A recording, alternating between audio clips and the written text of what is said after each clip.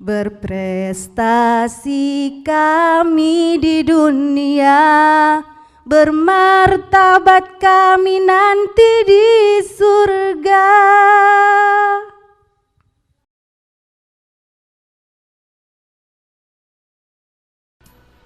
Assalamualaikum warahmatullahi wabarakatuh. Alhamdulillahi rabbil alamin, wassalatu wassalamu ala asrafil anbiya'i wal mursalin wa ala alihi wa sahbihi ajmain, amma ba'du. Salawat dan salam marilah kita haturkan kepada junjungan Nabi besar kita, Nabi Muhammad sallallahu alaihi wasallam. Yang terhormat Kepala Dinas Pendidikan Kabupaten Lampung Utara, Bapak Dr. Andes Haji Marsoleh MPD. Yang saya hormati pemilik yayasan, pendiri Yayasan Miftahul Ulum, Ibu dan Bapak Sepuh. Yang saya hormati Ketua Yayasan Miftahul Ulum, Bapak Muhammad Rifan SSI.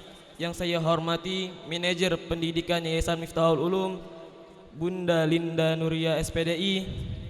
Yang saya hormati Konsultan Yayasan Miftahul Ulum, Bapak Alpianto SAG. Yang saya hormati Kepala SD Islam Miftahul Ulum, Bunda Siska Handayani SPD. Yang saya hormati Dewan Guru SD Islam Miftahul Ulum. Yang saya hormati Dewan Guru, yang saya hormati seluruh orang tua dan murid SD Islam Miftahul Ulum yang telah hadir pada acara hari ini. Dan yang saya banggakan, adik-adik dan teman-teman seperjuangan saya. Di SD Islam Miftahul Ulum ini, kami diajarkan adab mulia. Di antaranya adab cinta Allah dan Rasulnya, yaitu rajin sholat lima waktu dengan senang hati, rajin sholat sunnah duha, rajin mengaji dengan senang hati, rajin puasa Ayyumul Bid dan Senin Kamis, dan ibadah-ibadah lainnya. Kita bisa menunjukkan cinta kita kepada Allah dan Rasulnya dengan menjalankan hal-hal tersebut. Adab-adab inilah yang membimbing saya menjadi pribadi yang lebih baik, khususnya sholat. Sholat lima waktu adalah kewajiban yang harus dijalankan bagi seorang muslim. Pengalaman pribadi saya mengenai sholat, yaitu sebelum saya belajar di SD Islam Miftahul Ulum, saya belum bisa sholat dengan baik dan benar. Dan ketika saya belajar di SD Islam Miftahul Ulum, saya diajarkan adab sholat dengan baik dan benar. Dan di situ saya sadar bahwa sholat saya selama ini belum baik dan benar. Dan saya mulai memperbaiki sholat saya, mulai dari bacaannya, gerakannya, dengan tumak ninanya. Tidak hanya itu, saya pun mulai meningkatkan kualitas sholat saya dengan 5 waktu dan tepat waktu. Dan alhamdulillah sekarang saya sudah bisa sholat dengan baik dan benar, 5 waktu dan tepat waktu. Alhamdulillah. Semoga saya dan teman-teman bisa istiqomah dalam melakukan adab cinta Allah dan Rasulnya. Amin ya rabbal alamin. Inilah salah satu bekal yang dapat kami bawa untuk masa depan bahkan sampai akhirat. Terima kasih kepada guru-guru yang telah mengajari saya dan teman-teman adab cinta Allah dan Rasulnya. Allah berfirman dalam ayatnya pada surat Al-Imran ayat ke-31 yang berarti, jika kalian benar-benar mencintai Allah, ikutilah aku, niscaya Allah mengasihi kalian. Sekian dari saya. Bila ada penyampaian dari saya yang belum baik, kepada Allah saya mohon ampun, dan kepada hadirin saya mohon maaf. Semoga kita selalu dalam limpahan rahmat Allah Subhanahu wa taala. Di SD Islam Miftahul Ulum ini juga kami dididik untuk beradab mulia terhadap orang tua. Adab yang diajarkan di SD Islam Miftahul Ulum adalah sayang dan hormat kepada orang tua, patuh ketika berbicara kepada orang tua, mendengarkan orang tua ketika berbicara, mentaati perintah orang tua, senantiasa mendoakan orang tua, dan selalu membantu orang tua. Pengalaman saya pribadi mengenai adab terhadap orang tua. Sebelum saya berada di SD Islam Miftahul Ulum ini, saya masih membantah, membentak, dan tidak nurut terhadap kedua orang saya. Tapi setelah saya berada di SD Islam Miftahul Ulum ini, guru-guru mengajarkan adab kepada orang tua. Dari situ saya sadar bahwa adab saya selama ini terhadap kedua orang saya belum benar. Dan dari situ juga saya mulai memperbaiki adab-adab saya terhadap orang tua saya. Nabi SAW bersabda, ridha Allah tergantung ridha orang tua, ketidakridhaan Allah juga tergantung ketidakridhaan orang tua. Hadis riwayat Al-Hakim. Teman-teman yang saya cintai, kasih sayang orang tua terhadap anaknya begitu besar. Orang tua selalu memberikan yang terbaik. Mereka selalu memberikan kasih sayang dan menjadi contoh teladan dan terbaik untuk anak-anaknya. Orang tua tidak pernah merasa ingin meminta imbalan sedikit pun terhadap anak-anaknya. Misalnya, ibu memberikan kasih sayang terhadap anaknya mulai dari dalam kandungan dan seterusnya. Ibu selalu memberikan kasih sayang dan selalu mendoakan kita. Ayah, dia bekerja sekuat tenaga untuk memenuhi kebutuhan anaknya termasuk keluarganya. Teman-teman yang saya banggakan, kurang apa lagi kasih sayang orang tua terhadap kita. Sedangkan kita sebagai anak, apa kita sudah memberikan kasih sayang yang terbaik terhadap orang tua kita? Apa kita sudah membahagiakan mereka? Setidaknya kita selalu mendoakan mereka, kita patuhi, kita hormati beliau selaku orang tua kita yang telah mengurus kita, menjaga kita, melindungi kita. Semoga Allah merahmati kita semua dan menjadikan kita anak-anak yang soleha, kebanggaan dunia dan akhirat orang tua kita. Terima kasih atas kesempatan yang diberikan. Mohon maaf jika ada salah kata saya saat ini. Belajar adalah tugas manusia seumur hidup. Dalam belajar akan ada dua posisi, yaitu guru dan murid. Guru yang mendidik dan murid yang dididik. Kita adalah makhluk surga yang sedang bersafar di bumi Allah, maka kita akan kembali ke surga. Namun untuk kembali ke kampung halaman memerlukan bekal. Bekal itu dapat kita kumpulkan dengan cara belajar. Otomatis kita harus memiliki guru yang dapat membimbing kita menuju surga. Guru memiliki peran yang besar dalam mendidik kita. Ridho Allah akan menuju surga, maka adab kepada guru sangatlah penting. Ketika adab kita baik, maka guru akan ridho kepada kita, sehingga ilmu yang diberikan menjadi berkah dan bermanfaat dalam kehidupan kita. SD Islam Miftahul Ulum ini mendidik kami agar menjadi murid yang beradab mulia kepada guru. Saya sangat bersyukur Allah izinkan saya bersekolah di SD Islam Miftahul Ulum, karena di SD Islam Miftahul Ulum ini kami diajarkan adab. Adab-adab yang diajarkan kepada kami adalah adab kepada Allah dan Rasulnya, adab kepada orang tua, adab kepada guru, adab kepada diri sendiri dan orang lain, adab kepada teman, dan adab kepada diri sendiri dan adab kepada lingkungan. Terkait adab kepada guru, dulu saya memiliki pengalaman. Dulu saya belum mempelajari adab, tapi sekarang saya sudah mulai mempelajari adab, karena saya tahu bila guru tidak ridho kepada kita, maka ilmu yang diberikannya tidak akan berkah dan tidak akan bermanfaat dalam kehidupan kita sehari-hari. Tuntutlah ilmu dan belajarlah ketenangan dan kehormatan diri, dan bersikaplah rendah hati kepada orang yang mengajarkan kamu. Hadis riwayat At-Tabrani. Sekian pidato dari saya. Bila ada salah saya mohon maaf, kepada Allah saya mohon ampun.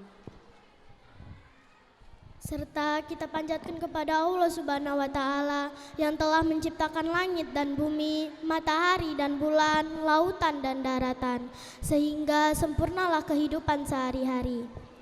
Jalan-jalan melihat bunga melati, dengan merasakan nyamannya hati, berdirinya saya di sini akan menyampaikan pidato tentang adab kepada diri sendiri.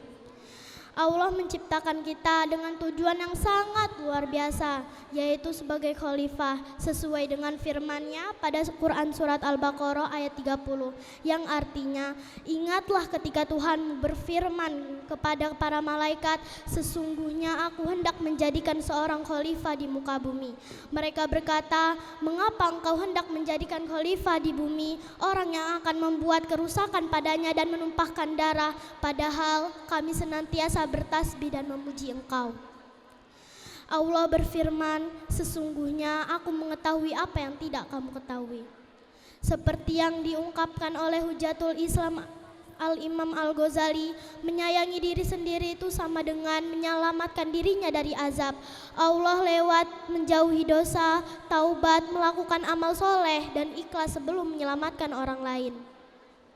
Adab kepada diri sendiri yang ditanamkan dalam kami di SD Islam Miftahul Ulum yaitu menghargai diri sendiri, jujur, sopan, rendah hati, bersih dan rapi dalam berpakaian, yakin dan percaya diri, disiplin diri yang tinggi, serta rajin dan tekun belajar. Adab kepada diri sendiri sangatlah penting karena sebagai bentuk syukur kita kepada Allah dan untuk masa depan kita yang baik. Sebagai contoh diri saya sendiri, saya juga pernah tidak beradab kepada diri sendiri dengan melakukan tidak jujur. Hal yang saya rasakan ketika saya tidak jujur adalah hati saya tidak tenang. Saya juga pernah tidak disiplin yang berakibat belajarnya tidak tenang, tertinggal mata pelajaran, merasa malu, dan hal yang tidak baik lainnya. Setelah saya menyadari itu tidak benar dan saya dibimbing orang tua dan guru saya untuk memperbaikinya, alhamdulillah sekarang saya lebih jauh baik. Hal yang sering terjadi adalah sering kita temui adalah tidak jujur belajar, misalnya mencontek. Ketika kita mencontek, kita melihat jawaban orang lain dan kita mendapatkan nilai yang mencontek itu nilainya tidak berkah, lalu nilai itu digunakan untuk mendaftar sekolah selanjutnya, beasiswa, bekerja, seterusnya. Kita pun mendapatkan hasil berapa uangnya kita gunakan untuk kebutuhan hidup kita. Maka itu tidaklah berkah, tidak halal karena diawali dengan mencuri jawaban orang lain. Selain itu tidak jujur kepada orang tua ketika berangkat sekolah, berpamitan dan belajar, tetapi di sekolah tidak sungguh-sungguh belajar, melainkan bermain bahkan membolos sekolah. Itu merupakan bagian adab yang merugikan diri sendiri karena kita merusak masa depan kita sendiri. Bukannya mendapat ilmu, melainkan mendapatkan nikmatan sesat yang dapat merugikan diri sendiri. Cukup dari saya, apabila ada kata-kata yang salah, mohon dimaafkan. Jalan-jalan ke kota Mekah, ingin sembahyang berlama-lama. Semoga pidato ini membawa berkah, membawa rahmat untuk semua.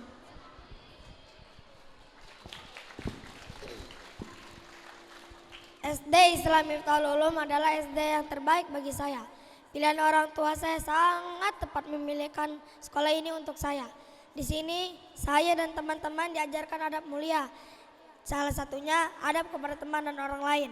Adab kepada teman ini harus kita terapkan agar kita bisa menjadi teman yang baik dan bisa menjadi teladan bagi yang lain. Jika kita tidak mengetahui adab kepada teman, maka akan banyak perselisihan, membeda-bedakan teman, tidak peduli, tidak saling menolong, dan hal tidak baik lainnya yang mungkin banyak kita lihat pada berita saat ini, seperti bully, pertengkaran sesama teman, saling mengejek, dan lain-lainnya. Ternyata hal ini tidak baik loh. Saya pun pernah melakukan hal tersebut, seperti tidak mau berbagi, tidak ramah, tidak saling menolong, dan lain-lainnya. Apakah teman-teman pernah melakukan hal seperti itu? Di SD Islam Miftahul Ulum, kami diajarkan bagaimana beradab kepada teman dan orang lain, yaitu saling berbagi, respek, hormat kepada siapapun, mampu membangun hubungan yang baik kepada orang lain, dapat bekerja sama, cinta damai, peduli dan suka berbagi. Pengalaman pribadi saya mengenai hal ini yaitu saat di kelas saya tidak membawa snack atau makanan ringan, lalu saya diberi makanan oleh teman saya. Disitulah saya tersadar bahwa pentingnya saling berbagi dan saling peduli terhadap sesama. Dari Abu Dzar dia berkata, Nabi SAW berkata kepadaku, janganlah kamu menganggap remeh walaupun sedikit terhadap kebaikan, walaupun kamu hanya bermanis muka. Hadis riwayat At-Tirmizi. Itu saja yang ingin saya sampaikan tentang adab kepada teman. Bila ada percakapan yang belum tepat, saya minta maaf kepada Allah, saya mohon ampun. Di SD Islam Miftahul Ulum ini juga kami diajarkan adab pada lingkungan. Adab pada lingkungan yaitu cinta kebersihan dan lingkungan, membuang sampah pada tempatnya, menjaga fasilitas umum, merawat bunga dan menjaga pot tanaman.